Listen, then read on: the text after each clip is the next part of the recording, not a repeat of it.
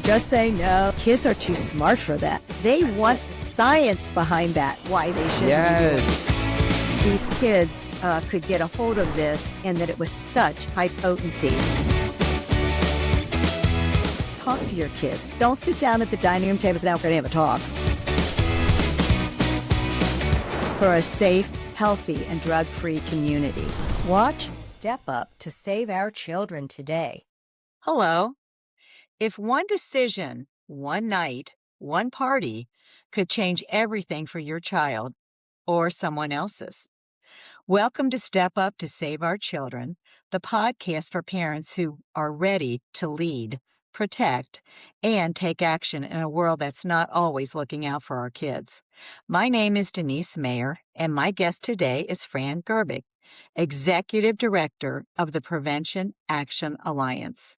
Today, we're tackling a topic that can feel uncomfortable, but is absolutely critical: teen parties, alcohol, and the myth of safe hosting. You may have heard the phrase, parents who host lose the most. But what does that really mean? And why are so many well-meaning parents still taking risks that they don't fully understand? In this episode, we're breaking down the real consequences, legal, social, and life-altering, of allowing underage drinking, even under your own roof. More importantly, we're giving you clear, practical ways to protect your child and stand firm in a culture that often pressures parents to look the other way. Because this isn't about being the strict parent, it's about being the parent who makes it possible for kids to grow up safe. So let's get into it. Fran, I'm so excited to have you. Welcome to the show. And Thank you. before we get going here, let me read a little bit about you. So hang on here 1 second. Fran Gerbig is the Executive Director of Prevention Action Alliance, where she assists in program and grant development and represents the agency at various state, regional, and national committees, boards, and coalitions. She's a member of OPPA, which is the Ohio Prevention Professionals Association, the Ohio Fetal Alcohol Spectrum Disorder Steering Committee, as well as a member of the Coalition for Healthy Communities. Fran also serves on the Governor's Ohio School Safety Working Group and the Recovery Ohio Advisory Council. She represented Prevention Action Alliance as an inaugural member of the Ohio Center of Excellence for Health Promotion and Prevention. In addition, she serves on the Great Lakes Prevention Technology Transfer Center Advisory Board, as well as the GLP TTC's Training and Technical Assistance Work Group. Fran has earned a bachelor's degree in child and family ecology from the University of Akron in Ohio and a Master of Public Health degree in health planning and administration from the University of Texas. She's an Ohio certified prevention consultant. So, Fran, thank you and welcome to this show today. Thank you. Thank you for having me. Well, I'm so excited to have you because when I first started my work in 2018, I heard your name. I knew about you from the beginning. You are like a rock star, Oh, well, especially thanks. here for sure in Ohio. And I just was so excited to talk about Parents Who Host Lose the Most. Says that's such an amazing program. And I jumped in on that right away and bought a bunch of your materials to try to disseminate to the township. But for parents who may not be familiar, what is Parents Who Host the Most, and why was this campaign created? Sure. So Prevention Action Alliance created Parents Who Host Lose the Most as a resource for community coalitions. It really is to be a tool as community partners work together to prevent underage drinking. It is not designed to be a standalone strategy, but really something that works in collaboration with the community as they look at all different kinds of strategies. I do think parents generally understand the dangers related to underage drinking and those dangers linked to teen partying and drinking. I think that also parents recognize that there's probably a chance that teens will drink despite all best efforts that parents do to steer them to a safe place and to help protect them. But what parents may not understand is that there's actually consequences that directly impact them. So Mhm. again, as I said, this campaign reinforces everybody's responsibility when it comes to promoting healthy choices in the community. And its key message is to really remind parents of the unsafe, unhealthy, unacceptable, and in many communities, illegal consequences to providing alcohol to children and underage children. Right, right. Well, what do you think the biggest misconceptions that most parents have about teen drinking, and hosting a gathering?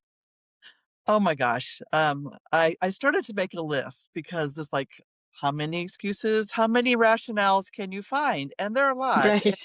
I have heard them throughout my life as a teenager, an older adult now, and parent.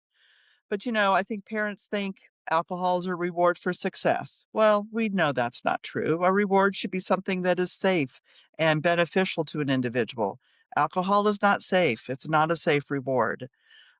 Drinking is a rite of passage. Again, I don't think that's a valid that's not a valid reason to include alcohol at a teen party.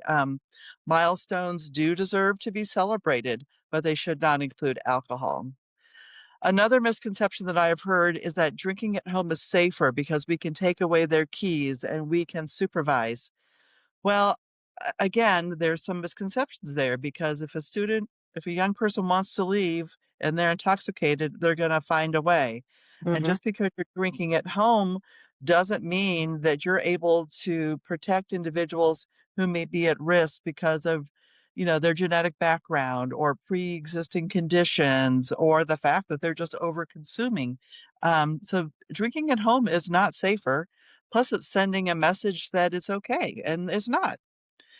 Another misconception is that everybody's doing it. Well, I'm very happy to say in the United States, most teenagers and young adults are avoiding alcohol as a way of promoting health and wellness.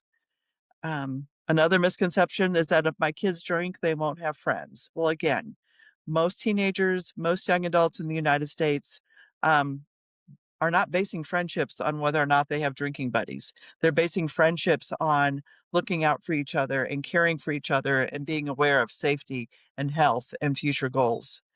Um, Another Yeah. misconception that alcohol is not a dangerous drug. Well, we both know that that's not true. Alcohol causes No. more death in the United States than any other drug. So just so many misconceptions there. Right. And then on top of that, in today's culture, unfortunately, they're mixing things with the alcohol. So, that's the THC gummies. I did a thing on Kratom. I mean, alcohol in itself, by itself, like you said, is a super, super um, toxic to their underdeveloped brains. I mean, their Yeah. brains are not fully developed. So what happens is, it sets them up, for a lifelong problem. But letting parents particularly serve them. I know two incidents that happened out here in Anderson. One was homecoming, and one might have been after the big football thing. I'm not sure, where parents actually served the children alcohol. And when I heard about it, I thought, "Oh, they have no idea what can happen to them and, of course, to the children." Mhm, mhm. You know, there's data right now that's showing that people in the United States are drinking less. Alcohol sales are down.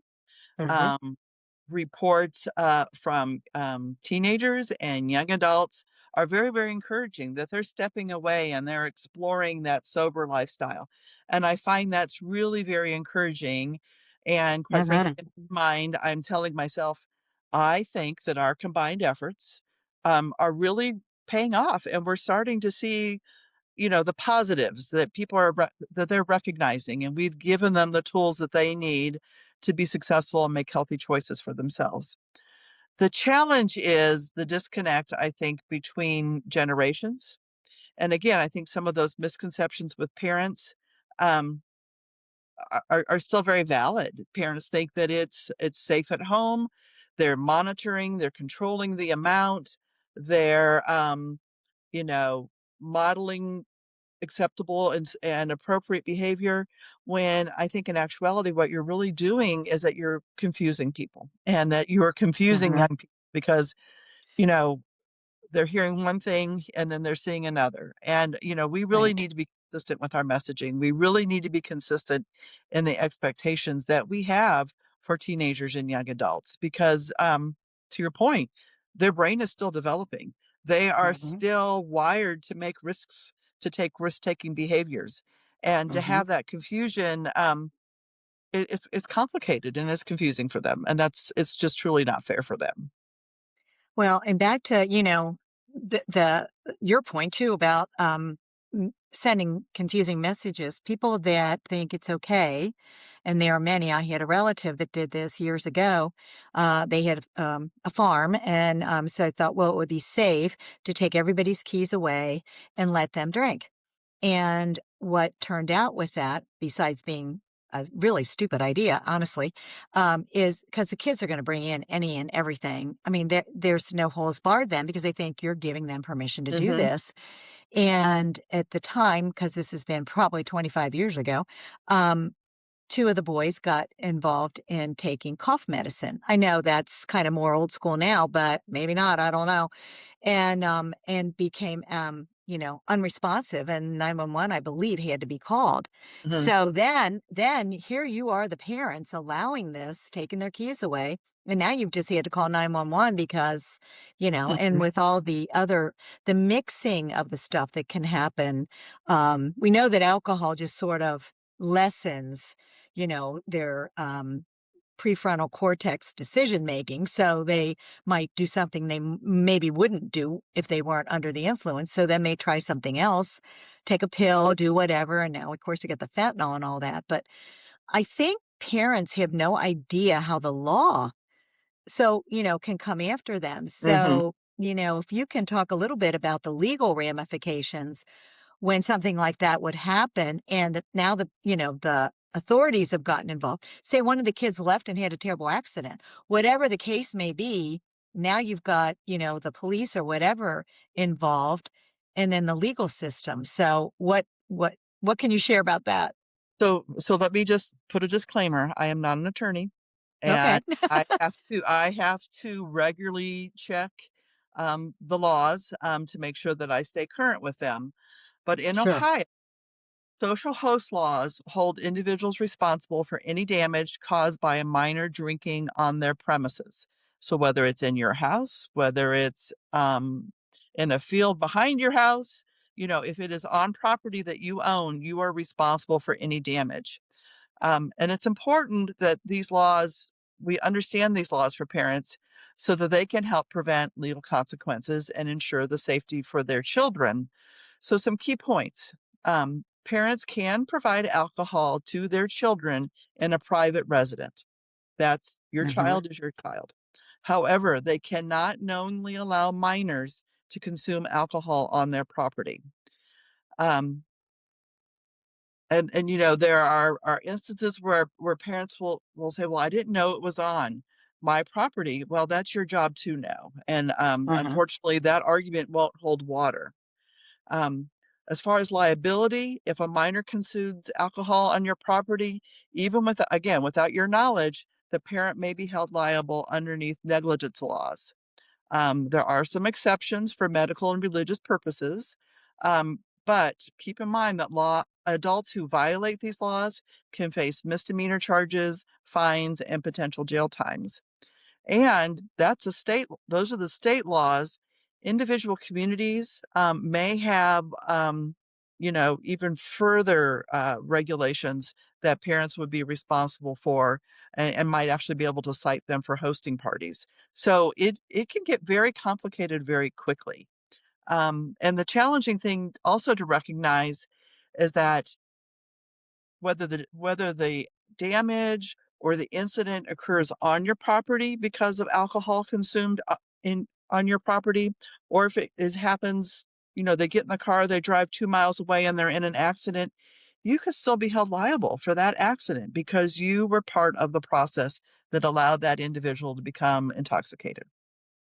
So it really becomes very complicated, very challenging for parents, and I'm not sure that that's worth the risk. I mean, No. there's so many risks when it comes to, um, serving alcohol to children, and that's not fair to call them children, to adolescents, to young people. Um, I just don't know why we would wanna take those risks because they are life-changing, and to your point, you know, in an evening, the Mhm. trajectory of a young person's life, your life can be changed. All the lives that are connected can be changed, the people hosting, the teens that are participating, Well and we even had something that you wouldn't even I don't think you'd e I would never have thought this would be this case, but, kids parents go out of town, and they mhm, think when the kids are, like, 17 or 18 or whatever, they're gonna be responsible not to do anything crazy. But again, their brains aren't fully developed. So we know that they do crazy stuff. And I had three daughters. I'm not going to tell you they were angels, but things happen. You're not home. You're out of town. You have somebody looking in. In my neighborhood, we're all related. So I could call this aunt or this uncle and say, hey, we're going to be gone. I want to make sure, but that's not the typical way that that works. And so, when something happens, y- you feel like, I should just be able to pretend that didn't happen and move on. But some of these ramifications, I'm going to share this one thing. We had a young mom out here that was running for a political office, and of course, her opponents, dug up that her children had had a party and that she wasn't there.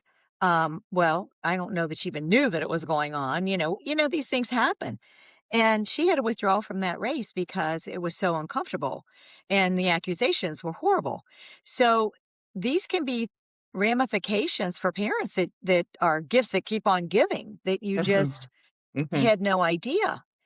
Um, You yeah, know, I go ahead. yeah, there to your point, they are gifts that we all deserve grace, okay? Humans are messy people. We all make mistakes, We and do. unfortunately, as a young person, you're wired to make mistakes. That's how we learn.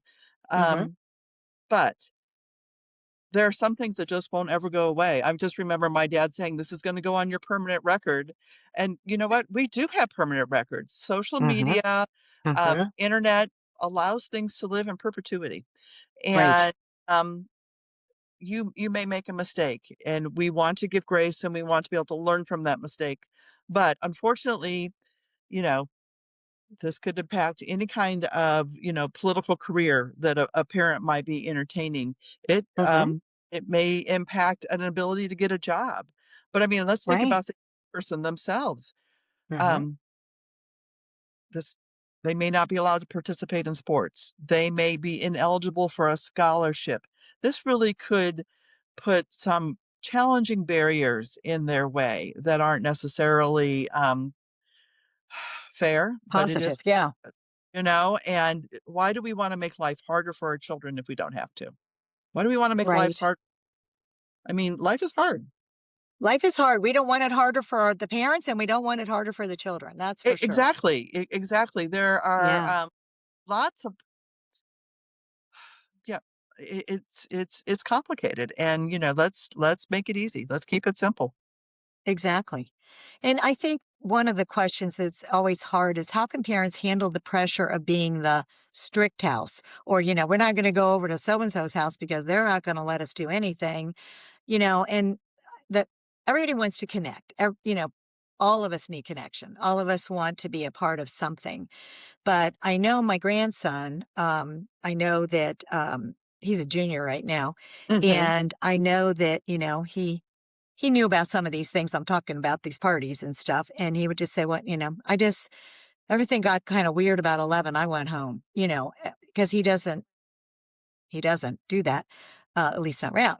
It's not something that he would, and he's on the football team, he just wanna stay on the football team, and just like you said, can affect the athletics and whatever, but, I just feel like, you don't have to be the strict house. You can be the Kool-Aid house where the mom, would be the one having the kids over for Kool-Aid and the running around the yard. You can still be fun and still be accepting. And my kids always did like dinner party things when it was like Mhm, after mhm. before prom and all that. It didn't have to be what we consider, a drinking thing. And it certainly didn't have to be something where the parents were involved in it. The thing that concerns me now more than if we had had this discussion even 5 years ago, is the all the, cannabis products that are Yes. in drinks. They're in drinks, Yes. they're in the gummies, they're now in oil because they keep refining Mm. it to get it stronger and stronger that you can put in somebody's drink, and what often happens, not often. That's an overstatement, but in some cases, when you have big party things going on and people are doing the gummies or doing whatever, is then there's sexual components to that where somebody said that they were touched improperly or that they were, so all of that as well could come down on a parent who's hosting. Oh, most definitely. I mean, the, snowball effect of what Mhm. could happen because of Mhm. alcohol consumption, cannabis consumption on your Mhm. property is huge. Mhm. Obviously, um, social protocols go out the window. People are less inhibited. Um, Mhm. uh, Communication skills, disappear, and, Mhm. to your point, sexual abuse, sexual violence can happen, physical violence can happen, overconsumption of alcohol can lead to alcohol poisoning. You put that Mhm. on top of cannabis, which just, is a depressant. I mean, just the Mhm. combination of 2 different kinds of substances, feels very, very dangerous to me. Um, so Because it is. It is bec very dangerous. Exactly. I mean, Yeah.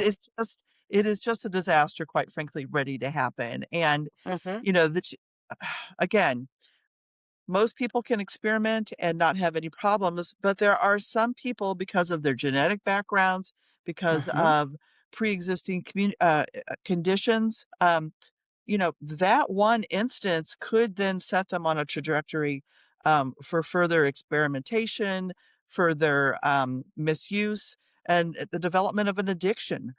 Mhm. It could change, quite frankly, how their brain is wired, just that one instance, and they become, risk-seeking individuals that continue to put them at risk. And I know that seems very far-fetched, but as a parent, I don't wanna take that chance. I don't want to say, "Well, my kid's not gonna happen," because it could happen to my kid, and I want my child to be protected. And so I think, I would much rather be the strict house. I would much rather be the house that has popsicles on demand, has a full fridge of, you know, um, pop and seltzer waters and juices for kids. I would much rather be the mom that does milkshakes every time everybody comes over, just because I want them to feel comfortable. I want them to feel Right. accepted. I want them to be welcomed.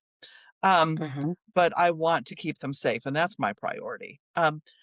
I would say, if that's something you're hearing, either from your children or from your friend group, have some conversations. I mean, Mhm. let's Mhm. define, what does it mean to be a strict house?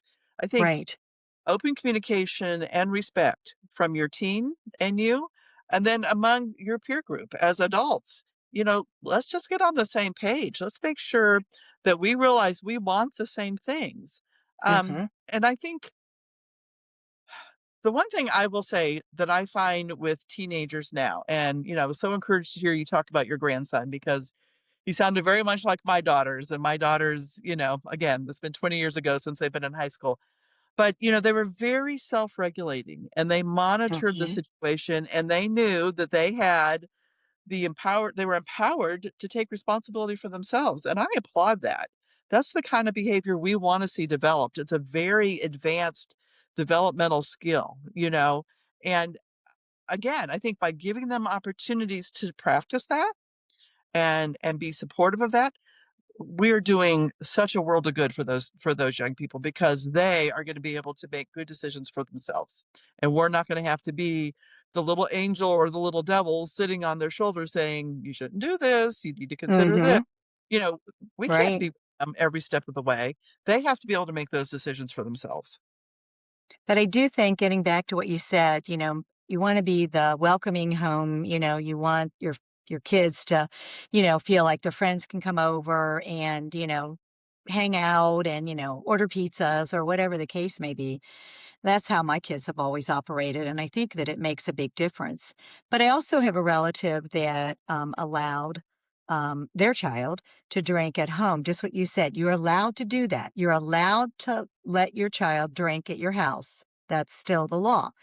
Hmm. And just a little side note, that child has become a full blown alcoholic, and um, yeah, and watching that, because ooh, having a party, I don't care what it was, a baptism, they're having a party, and the child would, imbibe, and I have seen now firsthand how that turned out, which is really not good at all. So that's really not a very healthy message to send. Of course, the healthier message is not to have alcohol in abundance for every single thing that you do. But, and I know some parents have a lot harder time with that than others, but you're right. You have to connect with the other parents. And the thing that I think is so interesting is when one child stands up, because they just did a thing on hazing. And what they were talking about on that is when one child can step up and say, "Hey, this is a bad idea," it empowers another child to stand with them and say, Hmm. "I don't want to do this. This doesn't make sense to me." Yeah. And parents Peer need to do that pressure too. Peer pressure works both ways. I mean, peer Mhm. pressure gets a really bad rap because we envision young people being pressured to do things that are not safe or a little bit edgy. To your point, there's safety. We are nothing but a big herd, and there is safety in that herd. Mhm. And if Mhm. somebody is brave enough to say, "Yeah, this is not what I wanna do. This doesn't feel comfortable. It's Mhm. stupid. It's, a waste of my time," then other people are gonna say, "Yeah, if he can do it, I can do it." If she can say, "I'm gonna go on home because this isn't fitting into what I wanna do," then I'm able to do that as well. And Mhm. I think parents giving their kids permission to say no and giving their kids permission to say what is comfortable for them is so powerful. And I've seen this start with very young children. They don't like to be tickled by, Uncle Bob. Well, then tell Uncle Bob no, and Mhm. stick with that child to help them understand that your body, what you want to do is up to you, and what you want to accept is up to you, and you support that. Absolutely. You know, Mhm. building that very basic foundation of understanding that you have a responsibility to yourself, I think is critical. So I think that goes from preschoolers, high schoolers, even old moms like me. And me. Really old moms like me.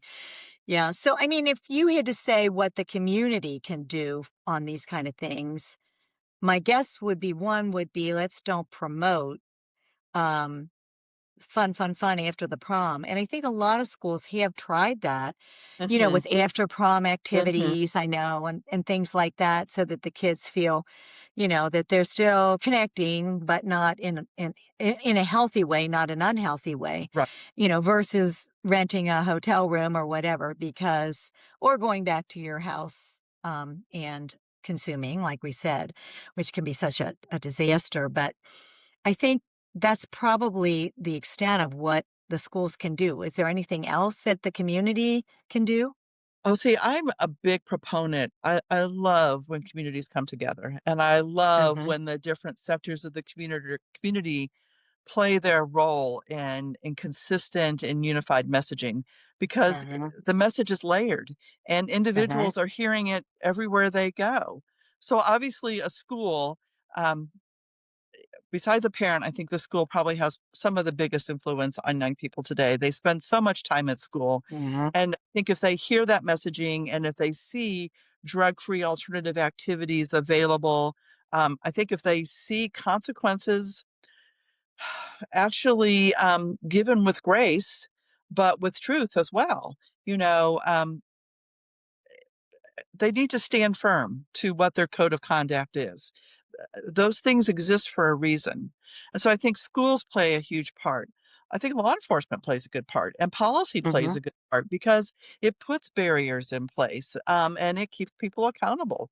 So Mhm. again, you've got schools who are very nurturing, very encouraging, putting consequences in place, providing evidence-based education and helping students understand the consequences of their actions and the consequences of the substances that they're considering. And it's done very matter of factly, very scientifically. Listen, young people today are so much smarter than I ever was. And they have this little thing called a phone where they can Ugh, fact check immediately. So you can't snow them anymore. You can't. You've got to be mm-mm. very truthful about this. And Um, authentic. That's the word I exactly. like, authentic. Yeah. Authentic is the word. So I think Mhm. between schools and law enforcement, but then your city council and your mayor and the county commissioners all coming together saying, these are our expectations. These are our Mhm. hopes and wishes for you, and this is how we're going to make them available to you. I think that speaks volumes. I mean, it really is taking the Search Institute's 40 developmental assets and overlaying them to your community. There's internal assets that students need to develop, but there are external assets that support them. And we're going to reduce the risk factors and we're going to really elevate the protective factors. And I think when a community works together like that, how can you go wrong? I mean, if you're Right. constantly seeing messaging, if you're constantly seeing healthy activities being spotlighted and uplifted and validated, that's going to start to permeate a young person's brain, and they're going to recognize, okay, this is the norm for my community. This is what my community expects from me. This is what I'm going to do for myself. Absolutely. I think you're 100% right. I think too that it's interesting that parents, and I always say, aren't all created exactly equal, different Mhm. educational backgrounds, different, Or, but parents in general want a positive, wonderful future for their kids. oh, most And, definitely. absolutely. And they want, I mean, so many of them push, push, push about the SATs and getting into a college or a trade, whatever it suits your child. But they're looking at their future down the road. I always say pay now or pay later. But the thing is they're not, when they would think to do some of these things that we've been discussing, they're not thinking about the ramifications like that you talked about with social media and getting a job and holding a job or running for office, how that can be affected from one night. And Hmm. that's the part that kind of blows my mind a little bit, that parents are so cautious about so many things and yet not that cautious about this. And so, I think it's a good wake up call. And that's why I love the folders, parents who host lose the most. And I know that you have wonderful resources on your website, which I want to mention are www.preventionactionalliance.org.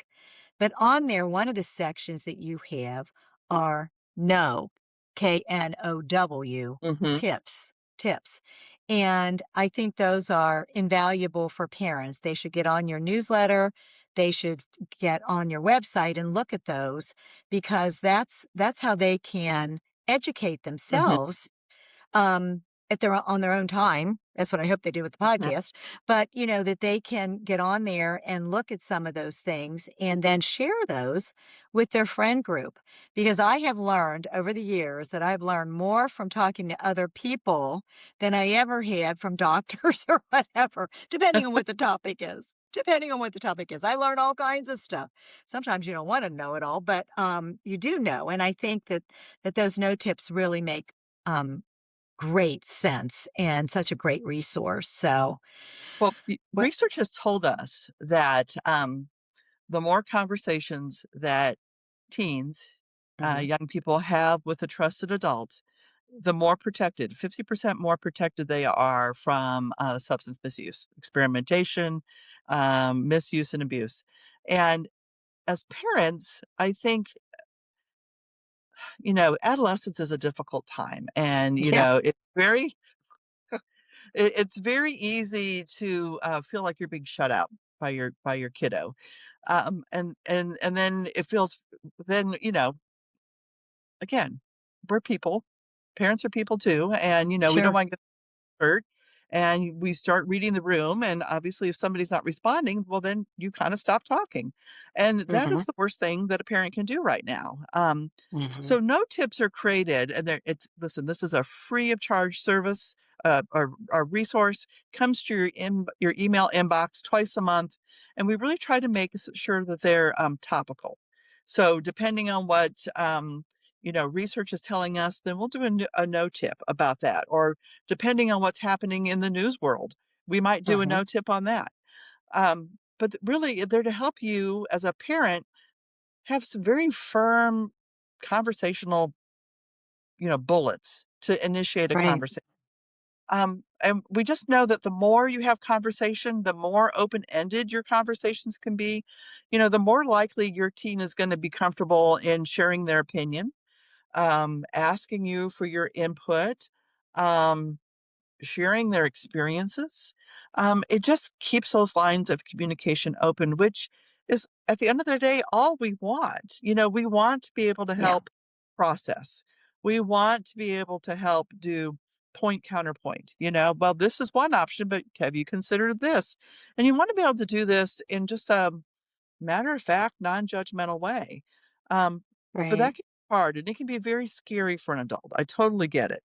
Um, Well, and you're setting up that communication for life. So, exactly. we think that we just have to get the kids through high school. I always say this. And then they're off to college, and you think, okay, well, they're off to college. You have to keep that communication, Listen, I that think, yeah, openness. whole new challenge. Yes. Yes. Yeah. I, I, Well, my kids are I really old, and I still feel like I got to keep those and I do. exactly. Talking to, I mean, my daughter's 52, 48, and then down to 45. And I'm, still very, very Mhm. much communicating with them, sharing things that I find out. And I think it's a setup for life. So you might as well learn it now. Agreed. And the thing is, it shouldn't be a special occasion.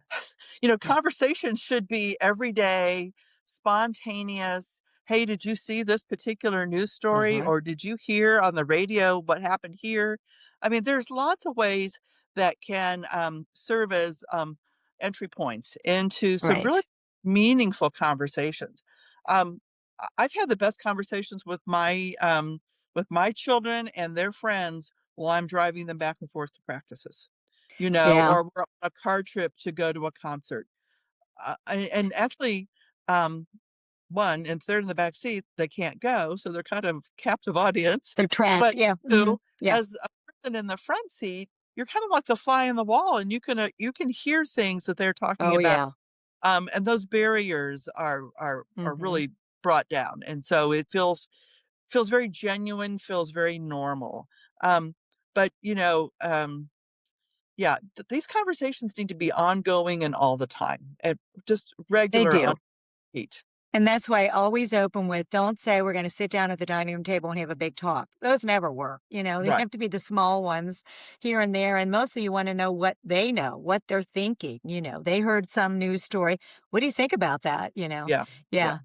Kriya Lenzian it will be probably launched next. We did her a couple weeks ago. She is amazing on this communication. But, if you had to leave the parents with one thought about hosting, something and particularly allowing alcohol to be there, what would be your one message that you'd wanna say to them besides rethink that? I know, it's tough. You know, if you are going to host a party, and I'm for youth, I'm sorry, I cannot condone alcohol of any kind. I just cannot.